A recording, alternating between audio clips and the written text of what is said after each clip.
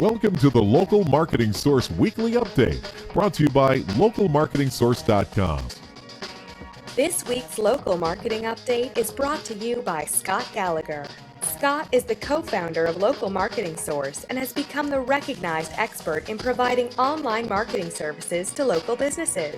Follow Scott on Twitter at ScottGallagher5 and on Facebook.com/Scott P. Gallagher.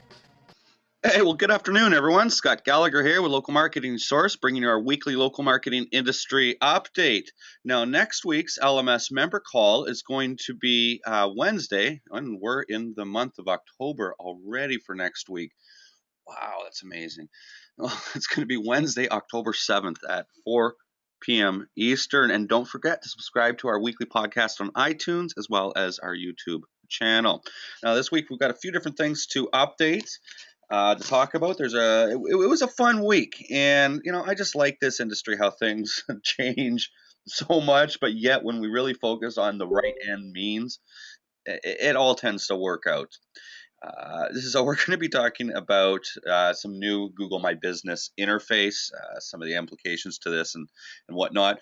But the phone numbers are back inside the 3-pack. If you remember, there was speculation about this, I don't know, month and a half ago. And I remember clearly saying that this can't, no, this can't stay. When Google's you're doing a search in Google and you're getting a 3-pack and you're having all the information, but the phone number, and then you've got to take another step to get the phone number, where the most prominent link was the website. And I mean, small business websites are just horrible out there. The fact is when we talk about websites, I've been talking a lot about websites with my premium group. Well, I'll get into this in a little bit. The third thing that we want to have a discussion about today is reviews, especially in the United States of America, where freedom of speech is a right, a very, very prominent right that Americans live by. And a U.S. court has charged and fined a woman $1,000 for a review that she left for a business on Yelp. So I'm going to talk about that and the implications and what you might want to look forward and out to.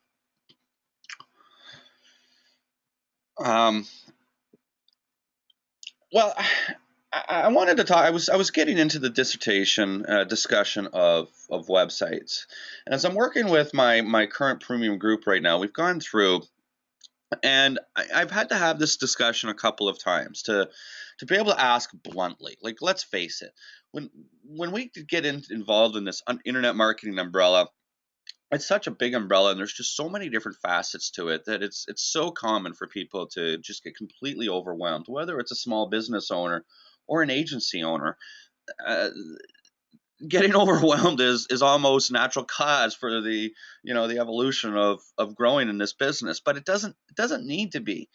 And sometimes we tend to really overthink what we're doing, and sometimes we've just got to take a step back and look at it. And when we ask the simple question of what is the objective of a website, and I could ask this question to 100 business owners or 100 internet marketers, and I will have 100 different answers. And it amazes me, as a matter of fact, that the answers, they get very convoluted, very complex, and really, what is the objective of a website? Well, it's there to encourage an audience to engage with that business of some sort, right? Predominantly, the most ideal call to action is, okay, I want to be your customer. But most small businesses, it can't, just for whatever service they offer or the product that they offer, that a business is local for a reason, of the fact that it's got one-on-one. Plumbers and whatnot. A plumber's got to come and see the job before they can ultimately close them and get quotes for roofers, contractors, and whatnot. So the objective is not necessarily to close. That's what we put businesses into the e-commerce world. So if that's not the objective, what is the real goal of a website? Well, it's really to start that sale process, right? To move somebody from a prospect to from a lead to a prospect. And, that's where a sale process particularly starts. In other words, get somebody on the phone to start talking to them, have them call you, or have them give you permission to call them. That's most likely the best call to action that could be achieved for a local business website is get them to come in for an appointment, get your first appointment, get them on the phone. In other words, start that sale process, start that communication, that system. And every business on the other side of it, the marketing side of it's got, a whole different aspect. But when we talk about the internet marketing equation, qualified traffic plus conversion, well, it's that conversion. That website is there to convert. And if picking up the phone and making a phone call is not the call to action that a prospect is going to take, that's 98% of the people are going to fall into that category and not take action. Well, we've got to have another objective of the website. And we got all these different ways we can have opt-in pages and lead pages and advertising and But what is that what is that fallback objective? You've got your core objective to start the process, to start the sale process, to like I said, pick up the phone, get them on the phone. But because 98% of the people aren't going to do that, that fallback call to action, that fallback objective of that website is what? In the world of internet marketing, if we can have permission to market to somebody, our conversions are going to inevitably be optimized if you've got permission to market. And you've heard it all before. The money's in your list, right? The money's in your audience. We live in the information world, and we work in a world of selling information. Every agency owner, all you guys really are is selling information every month. And so that second objective really would then be, well, let's get them into our community. Let's have the ability to communicate and market to them on a regular basis with permission. And we know one of the best ways to do that is to have an opt-in, have an autoresponder that follows that, and offer something of value in exchange for that opt-in, whether it be a report or a video or a webinar or a free analysis, or depending on the business at hand, obviously. If it's a plumber, what type of opt-in can a plumber offer, right? There's only so much. But again, I can come up with a wicked PDF or a wicked instant video or whatnot. That's another discussion. I got on this dissertation because I started to talk about Google bringing into the phone number to the 3-pack. And that Google missed the mark. A month and a half ago when I said, this can't continue. The phone numbers have got to be in here. They have to be in here. That's the number one objective, guys. That's the number one, in my opinion, the number one call to action for any local business to achieve with their internet marketing efforts. And Google put themselves in a position that they weren't able to facilitate that and put the control back into the hands of the business owners. And they already knew, Google already knows that business owners on a massive front can't get their shit together for marketing themselves effectively online. So it makes no sense why they didn't have those phone numbers in there. I don't know who or what discussions went on inside of Google that justified that, but it makes no sense. Well, they're back. And as a marketer, that's going to give us the ability to measure the click-to-call rates as well for mobile, because we know that over 50% of local business searches are done on mobile devices. All right. So Google's got, their new Google My Business. And just a quick little history, we've seen, I think, probably 4 different interfaces since Google Local came out. Well, Google Local was one of them. Google Places was where it started.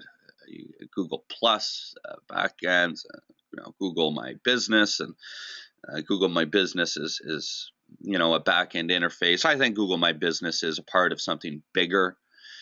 When we look at the acquisitions in the last 24 months from Google, Google has made some quiet acquisitions that have not made media that are both interesting and alarming at the same time, with their acquisitions of a CRM solution, that's a customer relationship management platform. They have an acquisition of an inventory management system. They have an acquisition of a hardware equipment firm for POS, point of sale. And when you start to connect some of these dots, I didn't take any of my notes. I should have went into my notes as well as some of the patents, because they've also filed for inventory patents recently. I forget specifically what the patents were in reference to, but you join the dots, and Google wants to be a part of the entire supply chain for businesses, essentially, or potentially, from raw goods through finished products to distribution, marketing, sale, and collection. Well, I think that the Google My Business interface is moving towards that. And so we now see a bunch of brand new pages that really have a lot of consolidation of all the information. So AdWords, advertisements, as well as managing your listings is all under this AdWords ad face that you can interface, that you can manage multiple locations or a single location of your business. You can add managers now that have access to different information, but the integration and the functionality for the social aspects is still an area that's in question.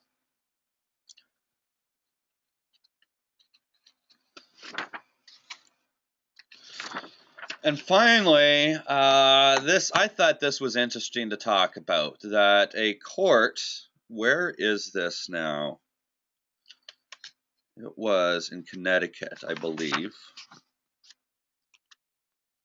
I should have highlighted this part of my note. Well, no, yeah, in the state of New York, not Connecticut. Was not New York City. Now, what had happened was, it was between a flooring company and a customer. And the customer published a review. As a matter of fact, the customer published 3 reviews. 2 of them on March 4th of this year, and 1 of them on March 20th. So those are 2.5 weeks apart. And on March 4th, she left 2 reviews on 2 different sites. One of them being Yelp. And the review that she left was, this guy, Matt, the owner, is a scam. Do not use him. You will regret doing business with this company. I'm going to court. He is a scam customer. Please be aware he will destroy your floors. He is nothing more than a liar. He robs customers and promises everything. If you want shit, then go with him. But if you like nice work, find another. He is a scam, liar, bullshitter. She wrote another post, very similar, on March 20th. No more harmful, but essentially the same words. And the company took her to court. And the court has fined her $1,000. So this is interesting, because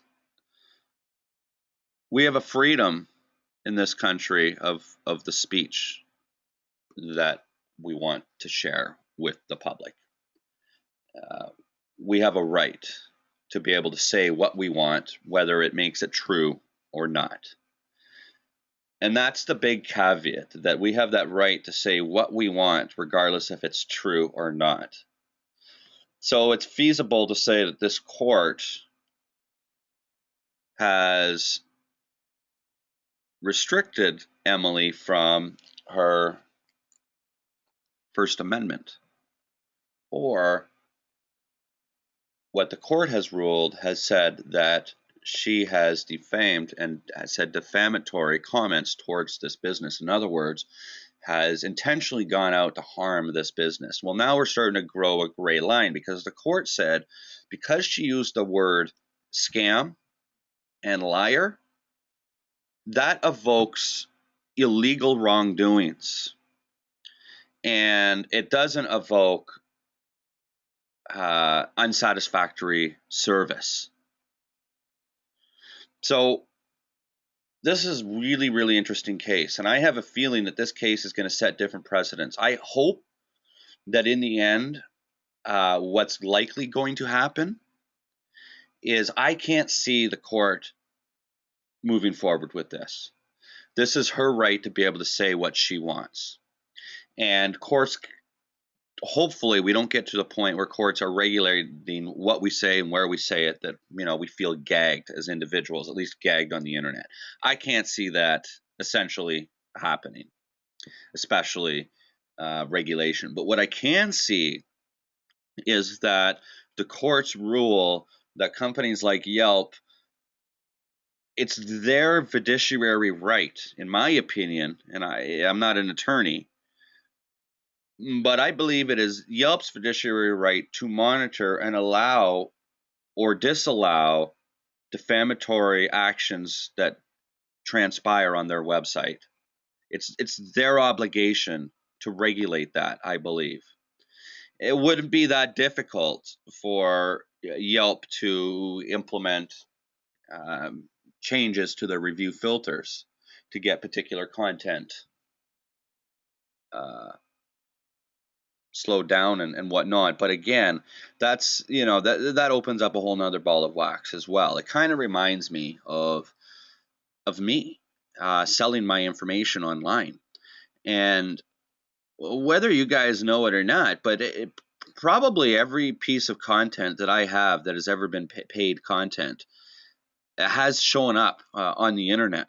Now, we pay monthly, people monthly, or somebody monthly to monitor all the major sites and monitor our content and have it removed, and it's a service. But it doesn't stop what goes on. And once my information gets out there, it's out there. There's not much that I can do with it, and it gets on to pirate sites, and it's frustrating. I'm a small business owner, and when you give me money and you pay for my products, that money goes directly to my son's hockey. It doesn't help another CEO to buy a third home. So it's not like we're taking money or pirating a program from Microsoft when you're stealing information. And this happens for all educators that are out there. Now, these new platforms are coming out, like Udemy. And I go and I take my content, little pieces of content, and I go and put it onto these sites that have hundreds of thousands of people going through them. And it's a business that people are going and pulling down the sites from the content from these sites and turning around and selling it on Fiverr. And I've contacted the DMCA, the people that regulate the Digital Millennium Copyright Act, and right now it is not the responsibility of Udemy or Fiverr, which are two major corporations, but they're both facilitating the marketplace to allow this piracy to go on that's harming hundreds of thousands of information educators around the planet today. I'm seeing these information educators starting to band together. You're likely going to see some class action lawsuits against Udemy and Fiverr. But I see the general consensus that it's the little guys that are ultimately getting hurt. And yeah, you know, in this corporate world, it may continue, but what's happening is educators are just not going to Udemy if they're not getting protected. And so that's a major objection that I believe that if Udemy does not adhere to that objection, that another competitor will and gain market share from that. So if that assumption is true, this situation of Yelp, in my opinion, is identical. That maybe today Yelp and these review sites are going to push back and say, well, no, it's not our responsibility to police what people leave. We want to allow people to leave what they want, but it's an individual's responsibility to watch what they say on the internet. That's exactly what Yelp's argument's going to be. But if this case holds true and stands, we're going to see that type of pushback, I bet. And I'm going to predict that that responsibility is going to be put onto the review sites. And if I were running these review sites and I saw this, I would look at this as an opportunity again, because let's face it, the court is kind of right that, you know what, they may have done a shitty job on Emily's floors. But that's as far as it goes. This guy's probably not a scam artist, which is an illegal activity. He's probably running a legitimate business. I just had a chargeback over the summer. I've done 250 websites. We had a website deal over the springtime. And we tried our best to serve the needs of our customer. And it got to the point where another individual in the organization just was not satisfied with the results that were portrayed. Well, the question was, what line do you draw about what work was done and what work wasn't done, and to the satisfactory or perception of an individual? The fact of the matter is you can ask 100 people, do you like the work that was done? Maybe if you asked different individuals about this company's work, they would have a different opinion than Emily. That's okay. That's the point that I'm trying to get at here. That perception is reality in this world. And you as a business owner, or your clients that are business owners, are going to have different perceptions provided to you. And I don't know if it's fair for Emily to leave this negative review that says he's a scam artist and a bullshitter. I don't really know if that information should be allowed to be put out there, because that's probably not the case. But let's face it, if I was a buyer and I was reading that, and this guy had a whole bunch of great reviews and one bad review like this, I would question that one bad review and go, okay, all right, something happened here. I didn't even want to talk to him about it. So it's like I just wanted to talk about this. I find it interesting as to what's going to transpire in regards to reviews and the responsibility of the review owners. All right, so on that note, I'm going to take a few seconds here and I'll be back and ask any questions that you guys might have today. Well, thanks for watching the Local Marketing Industry Update. We've got these things coming out every single week, so if you liked with what you heard, just click the button right above me right here to subscribe to our channel. If you'd like to get a little bit more, right over here, go check out localmarketingsource.com. We've got free reports that you can grab. You can even register for a free marketing course to get in and see the portal. Or just go ahead and follow us on some of the social channels. We'll be around. Until next time.